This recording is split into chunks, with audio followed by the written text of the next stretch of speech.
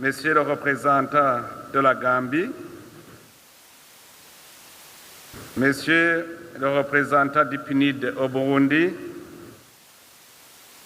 Mesdames, Messieurs les gouverneurs de province du Burundi, Monsieur le président du Conseil national de la jeunesse du Burundi, Monsieur le coordinateur national du programme d'autonomisation économique et d'emploi des jeunes PAEJ, Mesdames, Messieurs, représentants des jeunes dans les pays membres de l'Union africaine, ici présents, Excellences, Mesdames, Messieurs, les délégués, chers jeunes burundais qui sont présents dans cette séance, tout protocole observé.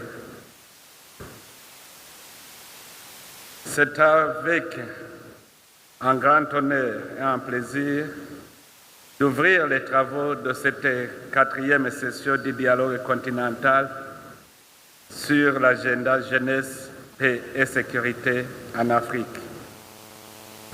Tout d'abord, je salue chaleureusement l'auguste assemblée et souhaite la bienvenue à tous les officiels et les jeunes venus des différents pays d'Afrique pour participer à cet important événement. Je vous adresse mes vœux de bon séjour parmi nous dans un esprit de fraternité. Je remercie sincèrement vous tous, distingués invités et participants, qui avez bien voulu répondre positivement au présent rendez-vous, malgré les multiples obligations dans vos services respectifs. C'est pour nous un signal fort de soutien, de solidarité et de franche collaboration, et un témoignage éloquent de l'intérêt que vous attachez à l'agenda jeunesse, paix et sécurité en Afrique. Chers honorables, distingués invités, Mesdames, Messieurs,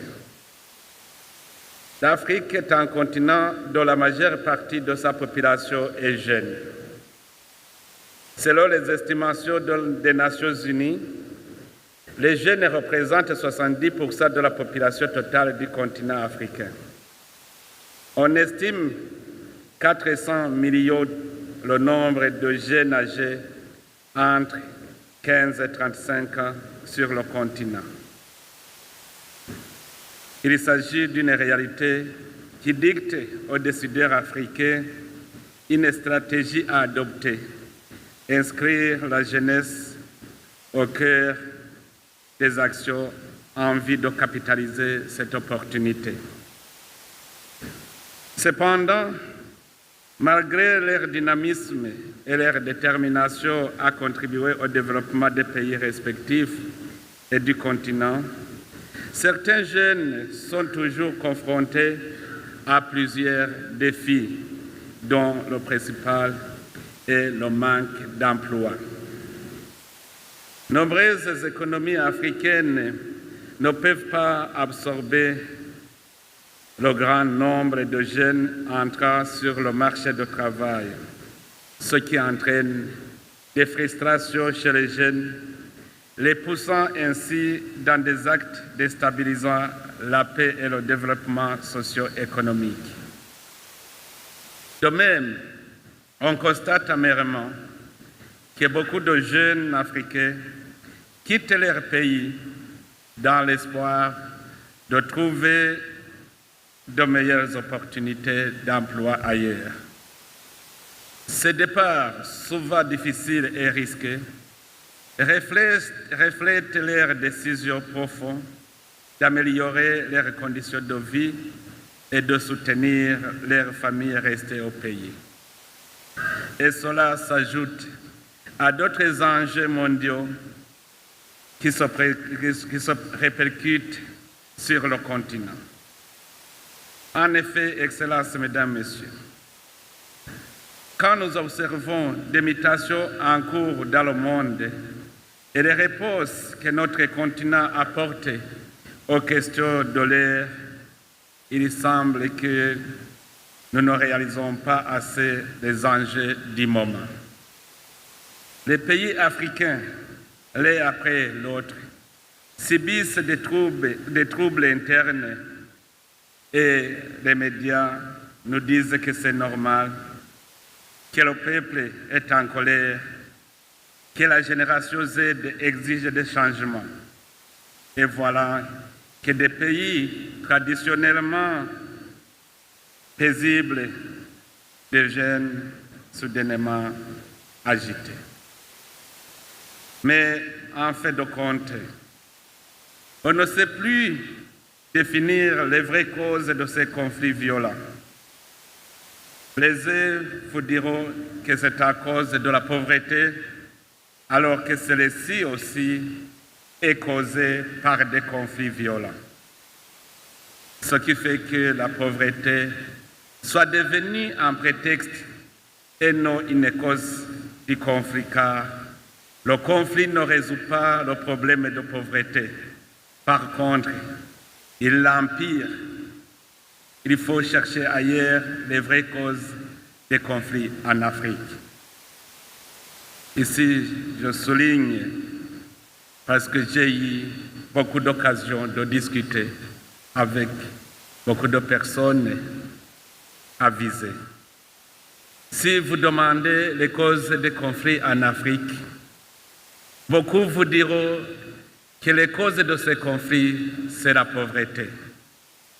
Mais quand vous demandez quelle est cette cause de la pauvreté, il faut vous dire encore que c'est à cause des conflits répétitifs en Afrique. Alors, où est-ce que nous allons trouver la solution?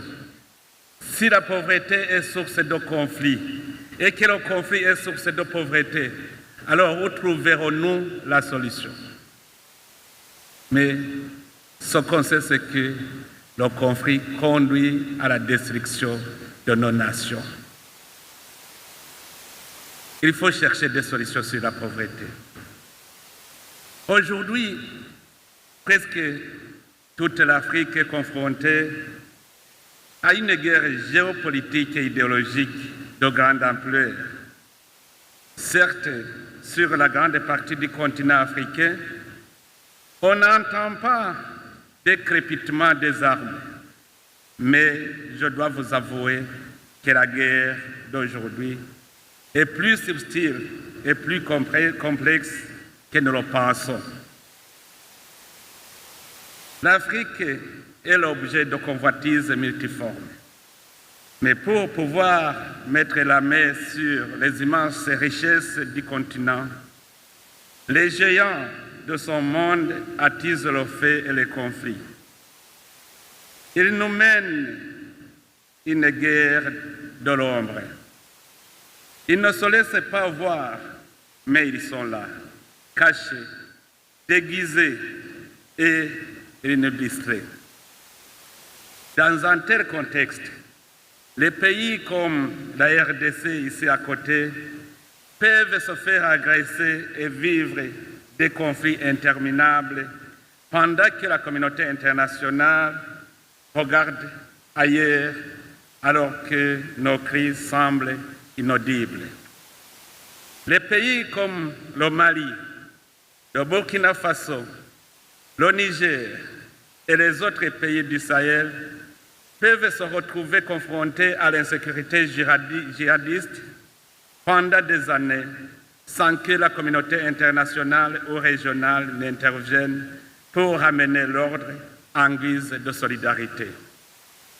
Des soulèvements populaires éclatent dans des pays traditionnellement très paisibles et à la fin, on découvre que l'argent qui était destiné à l'aide au développement a servi à financer le changement des régimes peu favorables aux intérêts des puissants. Des leaders politiques qui pourtant devraient contribuer au maintien de la paix et à la stabilité deviennent des acteurs de destruction de leur pays pour raison d'être au sommet de l'État. Oui, je suis d'avis que ceux qui disent que tout n'est pas rose en Afrique, mais il n'y a aucun problème social, politique ou économique qui ne puisse trouver une solution pacifique. C'est toujours le dialogue qui finit par ramener la paix. Je crois que le Burundi a connu l'une des plus longues guerres civiles d'Afrique, mais c'est le dialogue qui a apporté la solution durable. Il vaut donc mieux commencer par le dialogue que de l'utiliser en dernier recours. Non seulement l'option de la guerre fait reculer le développement de plusieurs décennies, mais aussi le dialogue après la guerre ne ressuscite pas les morts. Même si nous arrivons à une paix par le dialogue, nous regrettons toujours nos morts. Alors, pourquoi accepter de nous entretuer au lieu de s'asseoir ensemble pour dialoguer?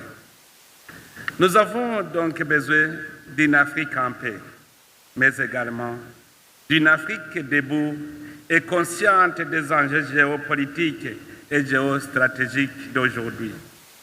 C'est pour cette raison que nous sommes réunis dans ce dialogue continental pour échanger sur comment éviter des guerres en Afrique en menant un combat contre tout ce qui peut être la cause des conflits en Afrique.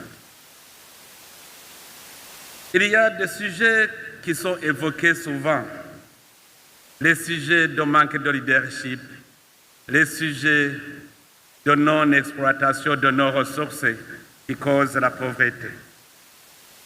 Concernant la question de leadership comme source de conflit, la question de leadership est remise en cause par des idéologies politiques qui poussent les politiciens à chercher la maîtrise des ressources de l'État pour se maintenir au pouvoir. C'est ainsi que certains dirigeants africains sont devenus des profiteurs et non des éclaireurs. Son manque de leadership éclairé a eu des répercussions sur l'intelligentsia africaine. En effet, le système éducatif s'est focalisé à créer des employés et non des personnes clairvoyantes capables de créer un avenir meilleur pour même ceux qui n'ont pas eu la chance de fréquenter l'école. Ils nous jugent que nous sommes pauvres, mais entre-temps, ceux qui nous jugent que nous sommes pauvres, ce sont eux qui sont en train de piller nos ressources naturelles. Avec nos ressources, ils créent des richesses qui servent d'appât pour attirer les jeunes à quitter leur pays, pensant que la vie meilleure se trouve dans ce pays.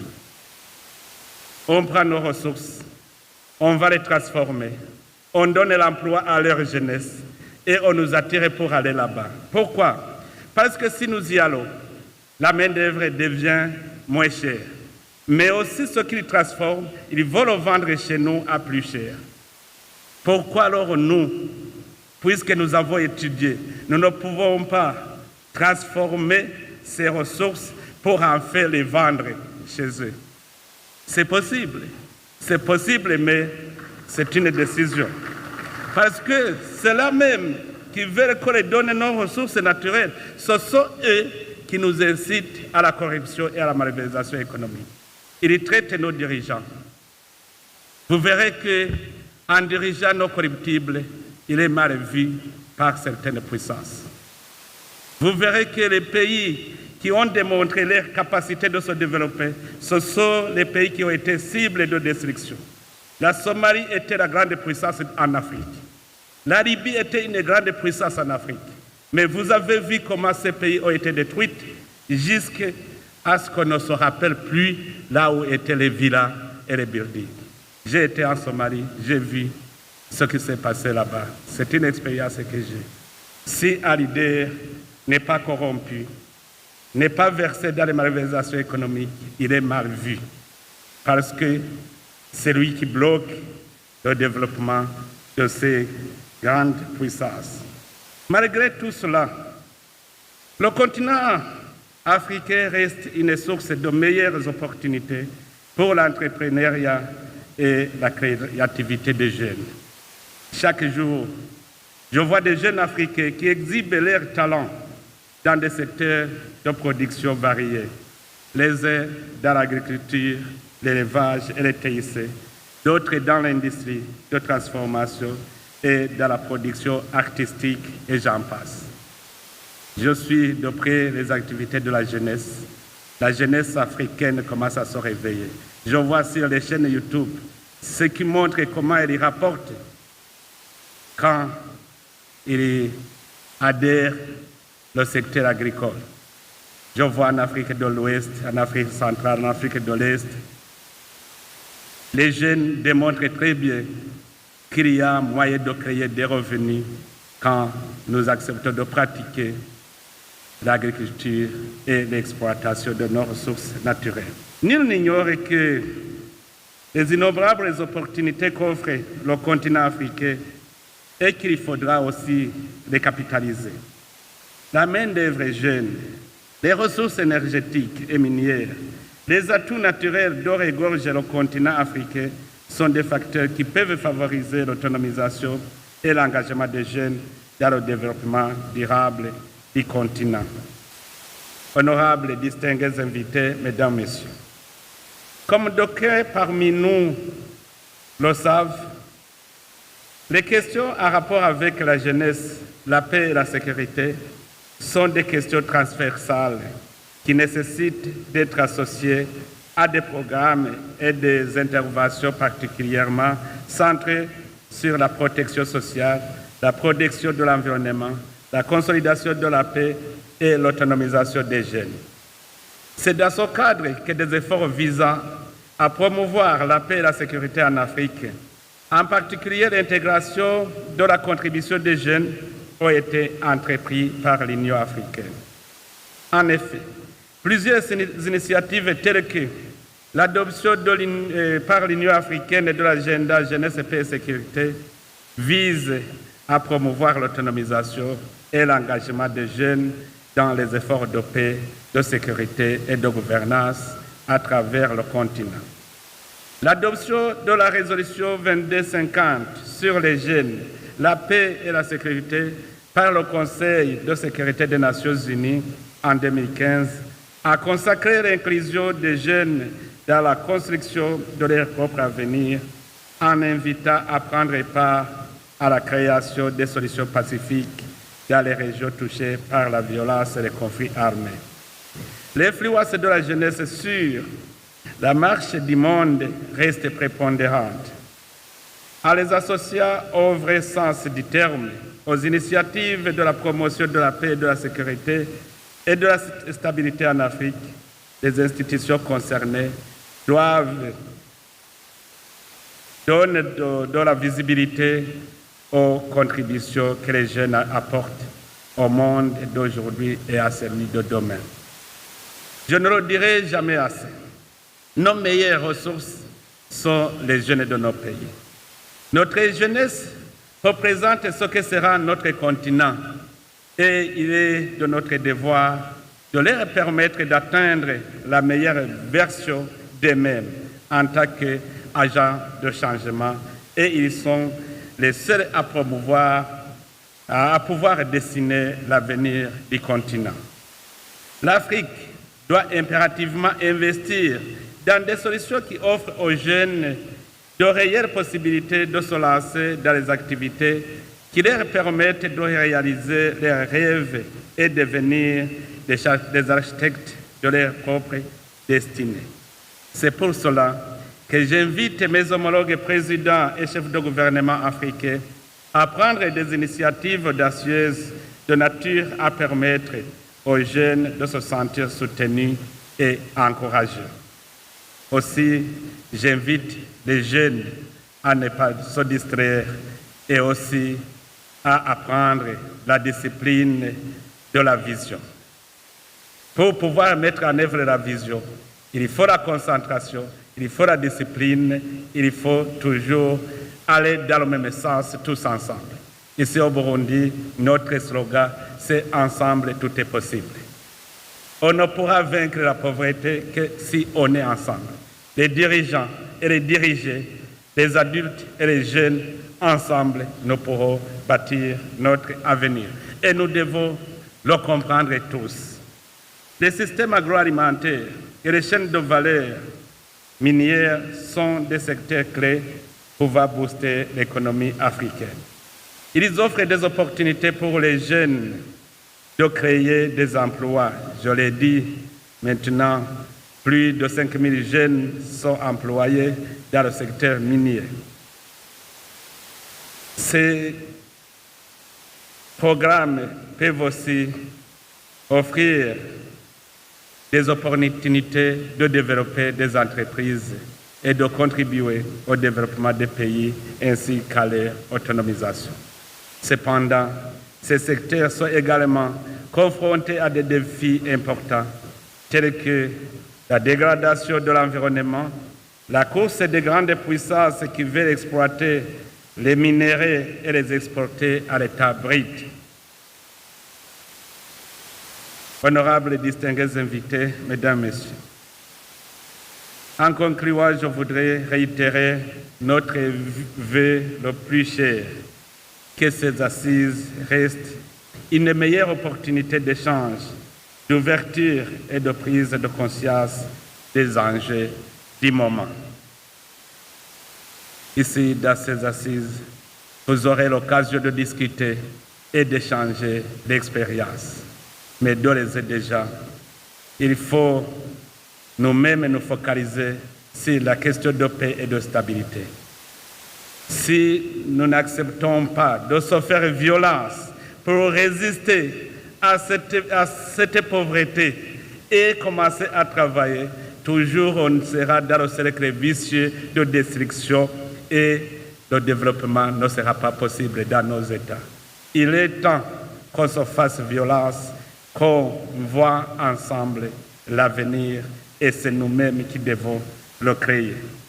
En ma qualité de champion de l'agenda jeunesse, paix et sécurité de l'Union africaine, je désire profondément que ces échanges contribuent à la réalisation de notre aspiration d'intégrer les jeunes dans la construction de la paix, de la sécurité en Afrique et voir les jeunes africains prendre en main leur développement économique par la création d'entreprises et la valorisation des produits africains et de prendre leur destin en main pour devenir des architectes de l'avenir.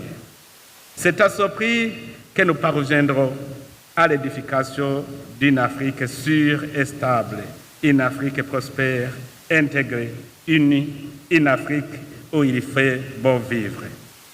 C'est sûr, c'est vrai, que nous déclarons solennellement ouverts les travaux de la 4e édition du dialogue continental sur la jeunesse, paix et sécurité, organisé sur le thème « Au-delà des discours, l'autonomisation et l'engagement des jeunes dans le développement durable, le système agroalimentaire et les chaînes de valeur minière, un moteur essentiel de l'agenda continental, jeunesse, paix et sécurité ». Que Dieu bénisse vos travaux. Je vous remercie de votre aimable attention.